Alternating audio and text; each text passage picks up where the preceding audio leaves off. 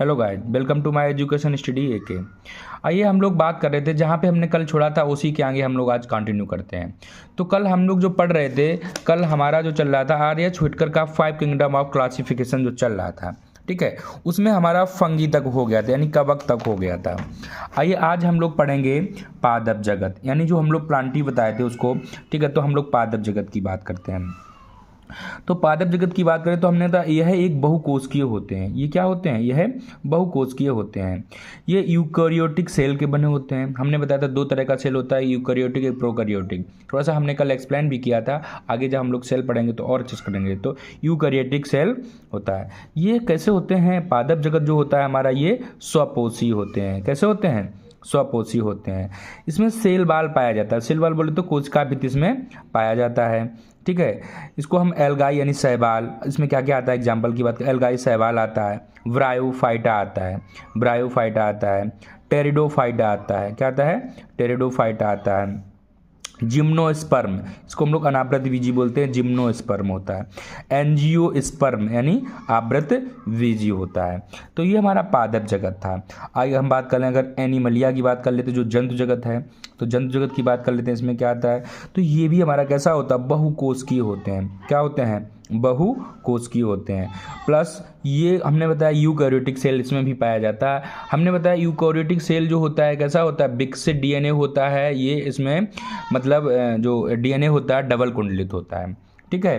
तो अगर हम बात करें आगे, इसमें सेल बाल इसमें नहीं पाया जाता है। जंतु जगत में सेल बाल नहीं। क्वेश्चन पूछता है कि क्या जंतु जगत में सेल बाल पाया जाता है? तो नहीं पाया जाता है। ये कई संघ में बटे होते हैं। जो जंतु जगत हमारा है कई संघ में बटे होते हैं। अगर हम बात करें जंतु जगत में क्या क्या आता है तो हम लोग जान लेते हैं। देखिए बता, हम लोग भी इसी में आते हैं। मानव जंतु जगत में ही आता है। गाय, गाय भी आता है इसमें, भैंस, बकरी आदि, ठीक है। ये सब किस में आते हैं? ये सब जंतु जगत में आते हैं, ठीक है। तो कल हमने पढ़ा था जो हमारा जीवों का वर्गीकरण किया गया, तो कई हमने पार्ट बताए थे आपको। रिप्रोडक्शन बताया था, ग्रोथ एंड डेवलपमेंट बताया था, कोशिकीय संरचना बताई, पाचन, श्वसन, उत्सर्जन बताया था, रक्त परिसंचरण बताया था, कंकाल तंत्र, तंत्रिका तंत्र बताया था, ठीक है, हार्मोन्स बताए थे। तो आज हम लोग सबसे पहला डिस्कस करेंगे रिप्रोडक्शन क्या होता है, यानी प्रजनन क्या होता है। आइए हम लोग बात करते हैं कि रिप्रोडक्शन की बात कर लेते हैं। तो रिप्रोडक्शन यानी हम लोग प्रजनन, ये क्या होता है? यह एक ऐसी प्रक्रिया है, रिप्रोडक्शन की बात करें तो एक ऐसी प्रक्रिया है जिसके द्वारा कोई भी जीवधारी अपने समान क्या करता है? कोई भी जीवधारी अपने समान बच्चे ऑब्लिक संतति यानी संतान को जन्म देता है। जैसे कि हमने बताया अपने समान, जैसे अगर कोई गाय है तो किसको जन्म देगा? गाय को देगा। बकरी है तो बकरी को देगा। आम है तो आम को देगा। इमली है तो इमली को देगा। बोलिए, जो भी जिस टाइप का है, मनुष्य है तो मनुष्य को देगा। जो जिस टाइप का है वो अपने समान ही तो बच्चे पैदा करेगा। तो है नहीं कि गाय से क्या हो जाएगा? घोड़ा पैदा हो जाएगा। बोलिए, तो जिस तरह का होता है। तो हमने इसमें क्या परिभाषा लिखाई है प्रजनन का? एक ऐसी प्रक्रिया जिसके द्वारा कोई भी जीवधारी अपने समान बच्चे संतति को जन्म देता है। अगर हम बात करें रिप्रोडक्शन, तो रिप्रोडक्शन कई प्रकार का होता है। तो रिप्रोडक्शन की अगर हम बात करें तो प्रजनन मुख्यतः दो प्रकार के होते हैं। कौन कौन से दो प्रकार के होते हैं? तो एक होता है हमारा लैंगिक प्रजनन, ठीक होता है। एक होता है हमारा लैंगिक प्रजनन जिसको हम लोग बोलते हैं सेक्सुअल रिप्रोडक्शन। दूसरा होता है हमारा अलैंगिक प्रजनन, इसको हम लोग क्या बोलते हैं? एसेक्सुअल रिप्रोडक्शन, ठीक है। तो अगर हम बात कर लेते हैं कि सेक्सुअल जो लैंगिक प्रजनन है हमारा, सेक्सुअल रिप्रोडक्शन है, ये क्या होता है? तो इसमें अगर हम बात कर लेते हैं तो इसमें सेक्सुअल गैमेट यानी लैंगिक युग्मक भाग लेते हैं। तो ये लैंगिक युग्मक क्या होते हैं? अगर हम बात कर लेते हैं जो इसमें जो हमारा नर में होता है शुक्राणु जिसको हम लोग बोलते हैं, यानी स्पर्म जो होता है, और मादा का क्या होता है? अंडाणु यानी ओवम, ये इसमें भाग लेते हैं, ठीक है। अगर हम बात कर लेते हैं, देखिए इसमें जो नर का शुक्राणु यानी स्पर्म भाग लेता है और मादा का अंडाणु यानी ओवम होता है, इसका फ्यूजन कराया जाता है, इसको हम लोग लैंगिक प्रजनन बोलते हैं, ठीक है। अब आइए हम लोग बात कर लेते हैं अलैंगिक प्रजनन का। तो अलैंगिक प्रजनन जो हमारा होता है ये असेक्सुअल रिप्रोडक्शन होता है। कैसा होता है? असेक्सुअल रिप्रोडक्शन होता है। इसमें सेक्सुअल गैमेट जो होता है उनका कोई रोल नहीं होता है। जो सेक्सुअल गैमेट होता है उनका कोई रोल नहीं होता है।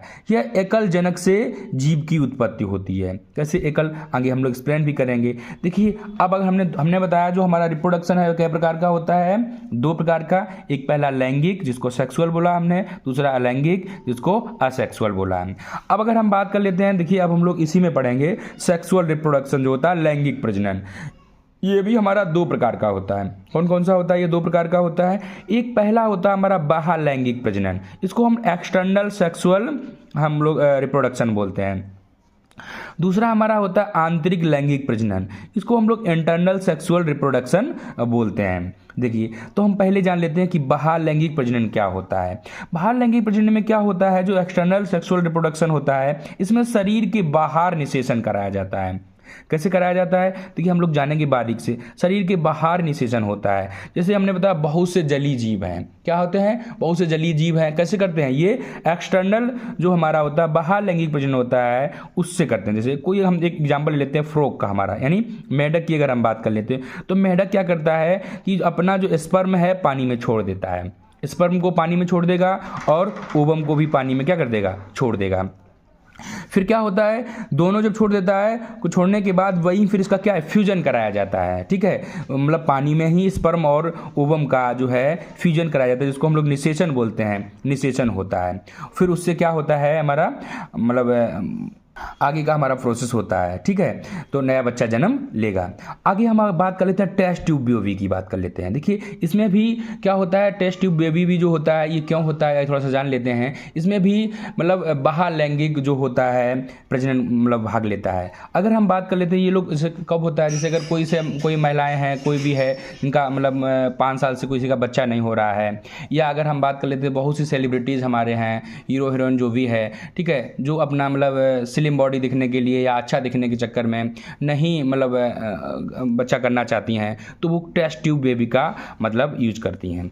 अगर हम बात कर लेते हैं तो हमने बताया ये टेस्ट ट्यूब बेबी होता है। ठीक है, टेस्ट ट्यूब बेबी की बात कर लेते हैं। जो वर्ल्ड का यानी संसार का पहला टेस्ट ट्यूब बेबी जो हुआ था उसकी अगर हम बात कर ले, कभी जनरल में पूछ लेता है क्वेश्चन कि संसार का पहला टेस्ट ट्यूब बेबी क्या नाम था, तो उसका नाम था लुईस ब्राउन था। क्या नाम था उसका?